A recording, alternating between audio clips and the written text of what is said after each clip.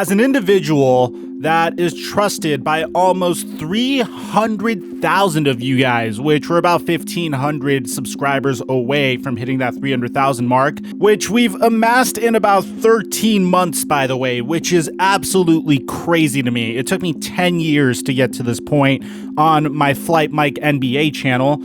I feel like in order to maintain a sense of legitimacy, I have to give you a huge disclaimer about this video. I am very suspicious about the information I'm about to give you guys, but as a diehard Andrew Luck fan that is truly tormented by the way his career has gone so far, I hope that this is legitimate.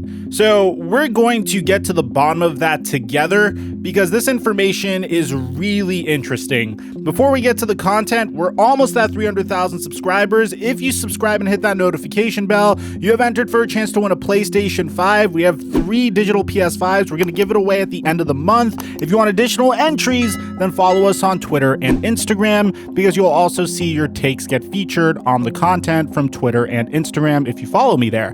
Now that we get all that out of the way, break!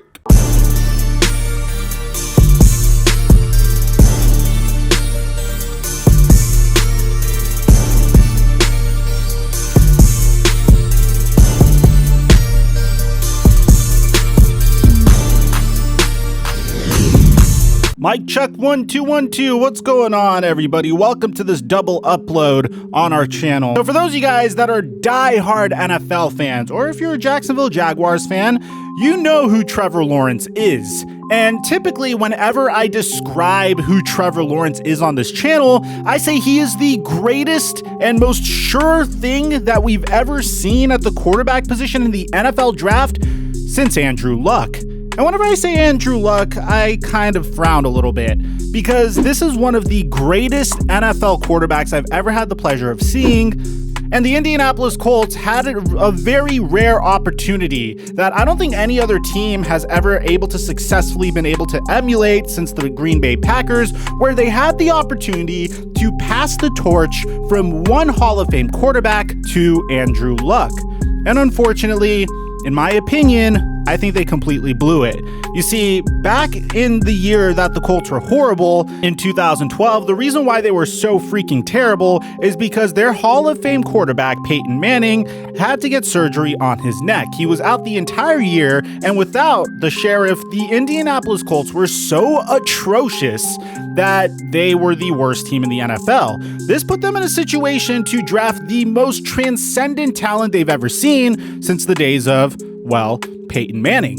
And the narrative at that point was, who would the Indianapolis Colts choose? Will they choose Peyton Manning or will they choose Andrew Luck? Well, unfortunately, the Indianapolis Colts decided to completely move on from Peyton Manning, as opposed to having Peyton Manning play for 1 or 2 years and then passing the torch off to Andrew Luck. I can't help but feel like what could have been if we saw Andrew Luck. Look at the way Peyton Manning prepares before games. Watch the way Peyton Manning practices for a good 2 years. Not only did the Indianapolis Colts move on from Peyton Manning, they moved on from their Hall of Fame general manager, who is more recently famous for saying that Lamar Jackson is more of a wide receiver than a quarterback, in Bill Polian. But pretty much what the Colts decided to do was throw Andrew Luck into the fire with a head coach that was a defensive head coach that Andrew Luck essentially carried, but he's a good man. We love you, Chuck. Congratulations to Chuck Pagano on his recent retirement. And they moved on to Ryan Grigson. Now, Indianapolis Colts fans aren't a big fan of Ryan Grigson because he made a couple of boneheaded decisions. Now look, I want to give Grigson some respect because he is responsible for adding T.Y. Hilton, and he did make a pretty clever trade for Vontae Davis, but he's made several horrible free agent transactions. He missed many times in the NFL draft. He neglected the offensive line, and most famously, he traded a first-round pick for a player that looked like a complete draft bust in Trent Richardson. And by the time the Indianapolis Colts moved on from Ryan Grigson for Chris Ballard, it was already too little too late. Andrew Luck was getting battered behind that offensive line. He was playing through injuries, and honestly, he endured, in my opinion, significantly more physical harm throughout his 8-year NFL career than Tom Brady did in his 2 decades. Pretty short and simple to the point, the Indianapolis Colts did not protect their NFL franchise cornerstone. And this eventually got so bad that by the time the Indianapolis Colts were making good and competent decisions, like hiring Frank Reich as the head coach, like drafting Quentin Nelson as an offensive guard, like building a remarkable defense around the likes of Malik Hooker, who's pretty good when he's on the field, and Darius Leonard, it was already too late. The damage was already done to Andrew Luck, and in a period where the Indianapolis Colts not only had a remarkable team, but a tremendous amount of cap space to even invest further into their team, Andrew Luck couldn't do it anymore, and he announced his retirement. And instead of investing that cap space into additional help for Andrew Luck, they spent it overpaying Jacoby Brissett and Phillip Rivers just so they could try to get a semblance of competent quarterback play, because this team is easily a Super Bowl contender when they do have a player like Andrew Luck on the roster. Now, we did get some pretty interesting news over the past couple of weeks. The first time I heard Andrew Luck's name even uttered was in an interview with Jim Irsay, where Jim essentially said that the door for Andrew Luck to return is always open, but it stands where it stands. Andrew's retired, and he knows we would love to have him back, but only he could ever answer that question. I don't really know if we'll ever see him unretire. I think he's happy. He's raising his daughter. He has a wonderful family. He's a great Colt. He knows that he can come back anytime he wants, but at the same time, we respect he's made that decision. Now, this information that I'm about to give you, this updated news, is very sketchy to me, and I'm just going to let you guys interpret it for yourselves. So this comes from a guy on Twitter whose handle is @KareemJumpman, who tweets out that my wife has a mutual friend with Nicole's best friend, which is the wife of Andrew. I think this answers a lot of our questions. This was Sunday or yesterday, I'm not sure. So essentially, this is the equivalent of saying my wife knows a person that is best friends with Andrew Luck's wife, and this is where the information is coming from. Now, if you look at the text message, it starts like this. "Girl, you won't believe this. Lucy just spoke a full sentence almost.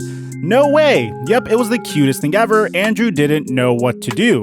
So Thursday, do you want to run to Saks with me and Lainey? Andrew is having a meeting with Jim around noonish. Absolutely. Jim who? Jimmy with the Colts. WTF, he misses football, huh? We told him he would. Misses is an understatement. If he does play again, this is the first step. We all hate when he's gone for a day or two at a time, but he'll be so much happier. We all know he misses it more than anything." Now, look, when I look at this exchange, I am very sketched out by this entire information, mainly because I understand that people are prone to gossiping, but I just can't imagine Andrew Luck's wife saying, "Hey, look, our daughter just spoke a full sentence. Okay, let me integrate Andrew in this some way by saying Andrew didn't know what to do." And then continuing on to say, "Hey, do you want to run to Saks Fifth Avenue with me and Lainey? Oh, and by the way, let me give you some more information about some top secret thing that my husband might do, because after all, the entire Indianapolis Colts fan base would love to see him come back." I don't think that's information that you would just put out there just as like matter-of-fact conversation, as much as I want to believe in this. I'm sure Andrew Luck has put some thought into it. I'm sure there was even a point in his head, and I wouldn't even be surprised if Andrew looked at the Colts 2 years ago and said, "Look, I could either continue to play and continue to damage my body, or I could take a year or two off, wait for this team to fully build itself up while I'm not playing football, raise my daughter, and then come back."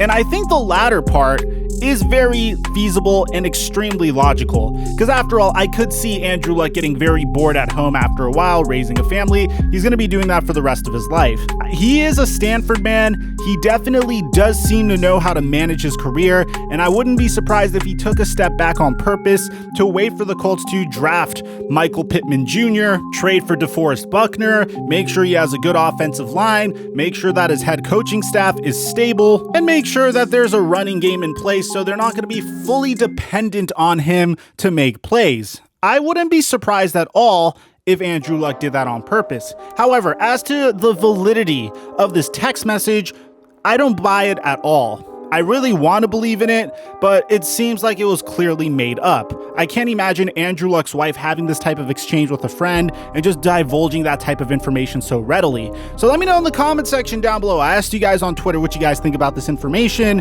Aside from that, I'm your boy Mike, and I'm dropping our mic until our next upload.